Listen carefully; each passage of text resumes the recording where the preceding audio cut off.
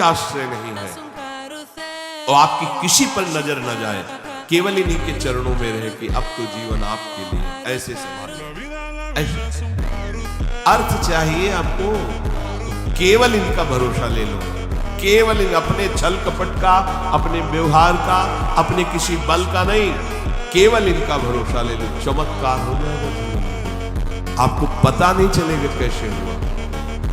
कभी ऐसे नहीं हुआ, कभी किसी से ऐसे नहीं हुआ।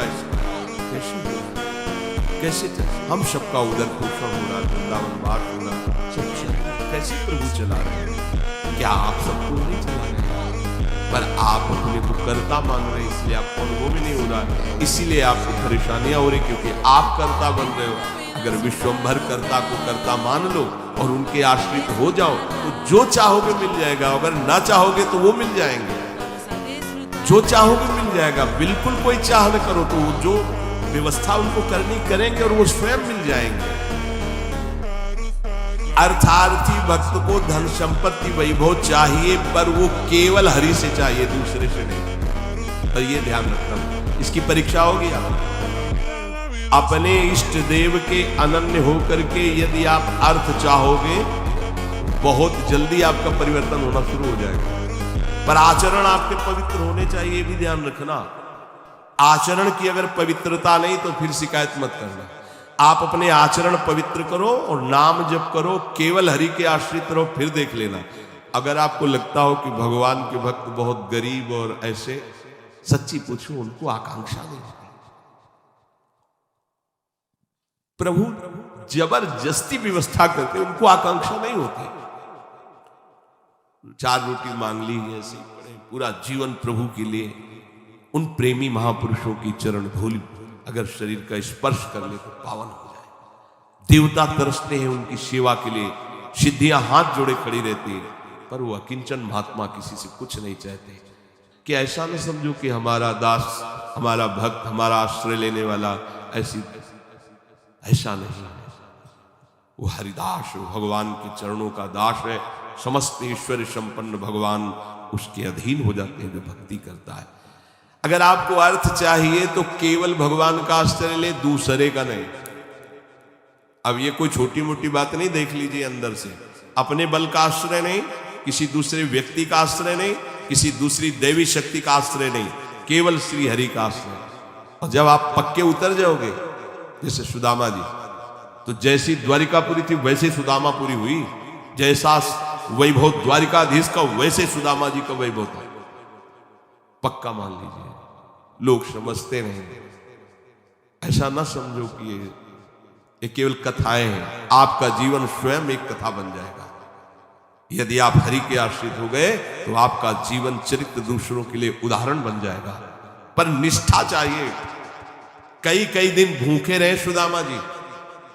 उनका मित्र किसी जमींदार के यहाँ पुरोहित ही करता था। वो जब पालकी से निकलता था, कहाँ गली गली डोल रहे हो कृष्ण कृष्ण बोलते हुए, आओ हमारे यहाँ, हमारा जजमान धनी है, आके थोड़ा वेद पाठ कर दिया करो, पूरे परिवार का पोषण कपला रहता है। हम वादा करते हो, कहा नहीं, हमारे जजमान तो श्री, हम दूसरे। घर आते पत्नी पूछती, कुछ मिला? 5 घर हुआ है, कुछ मिला नहीं।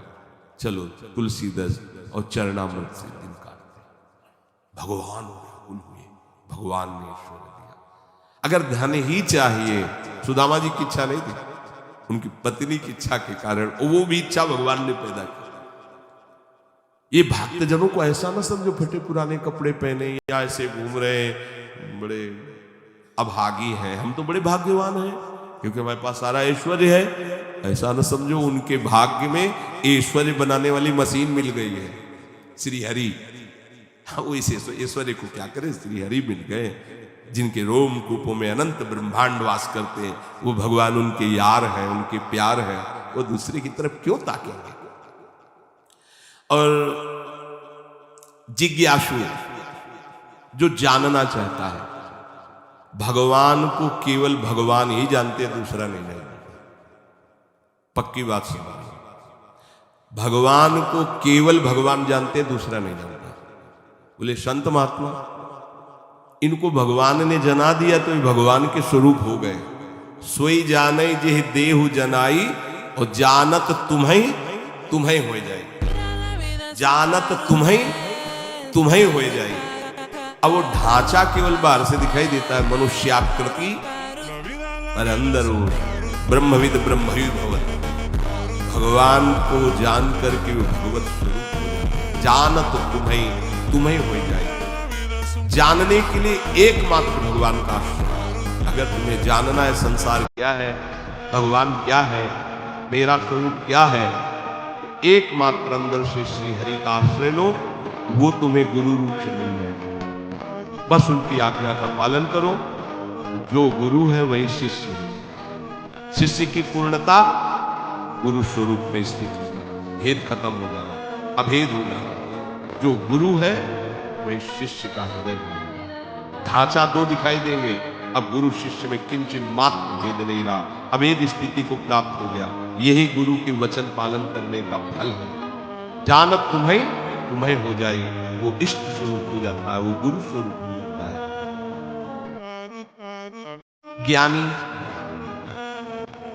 जब भगवत स्वरूप का साक्षात्कार हो जाता है तो जिसके अंदर अभेद भावना होती है वो मोक्ष को प्राप्त होता है, और जिसके अंदर प्रियता होती, थोड़ा हृदय द्रवित होता है, वो आगे बढ़ता है। उसके अंदर भी दास शक्ति वात्सल्य आदि भावों का प्रेम जागृत होता है। ये मोक्ष से भी स्वादिष्ट है। जो मोक्ष सुखानुभव करने वाले बड़े बड़े महापुरुष हुए, उनके अनुभव निकले जब इस प्रेम का रसास्वादन किया।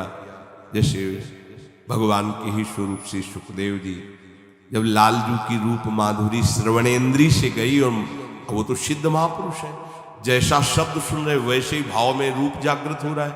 उनको कोई ध्यान थोड़ी लगाना है।